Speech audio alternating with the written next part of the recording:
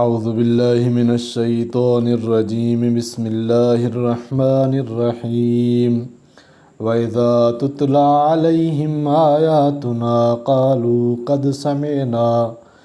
قَدْ سَمِعْنَا لَوْ نَشَاءُ لَقُلْنَا مِثْلَ هَذَا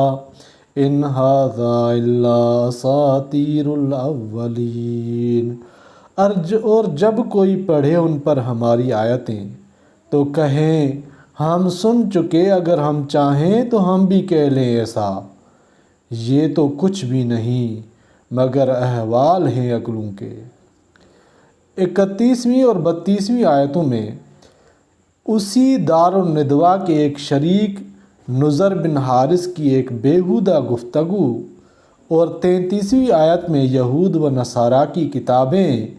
اور ان کی عبادتیں دیکھنے کا بار بار اتفاق ہوتا تھا۔ اس لیے جب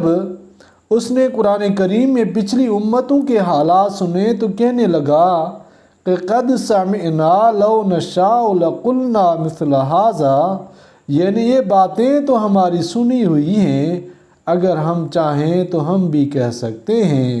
ان ھذا الا اساطیر الاولین، یہ تو پچھلے لوگوں کی کہانیاں ہیں۔ اور جب بعض صحابہ نے اس کو لاجواب کیا کہ اگر تم ایسا کلام کہہ سکتے ہو تو پھر کہتے کیوں نہیں، جبکہ قرآن نے حق و باطل کا فیصلہ اس پر رکھ دیا ہے اور پوری دنیا کو یہ چیلنج دیا ہے کہ اگر خلاف کرنے والے سچے ہیں تو قرآن کی ایک چھوٹی سی صورت ہی کی مثال پیش کریں، اور خلاف میں سر دھڑ کی بازی لگانے والے، مال و اولاد قربان کرنے والے سب مل کر بھی ایک چھوٹی سی صورت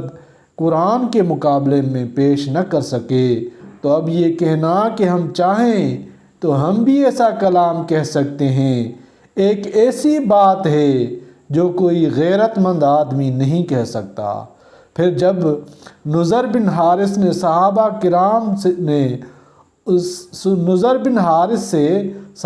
کرام نے اس کلام الہی کا حق ہونا بیان کیا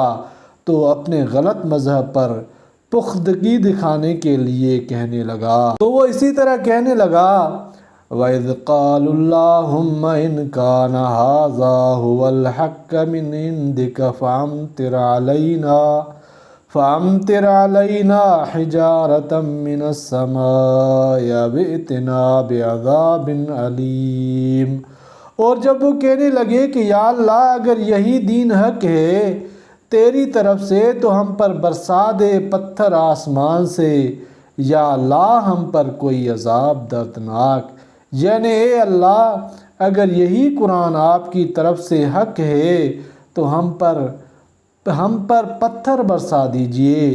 یا کوئی دوسرا سخت عذاب نازل کر دیجئے۔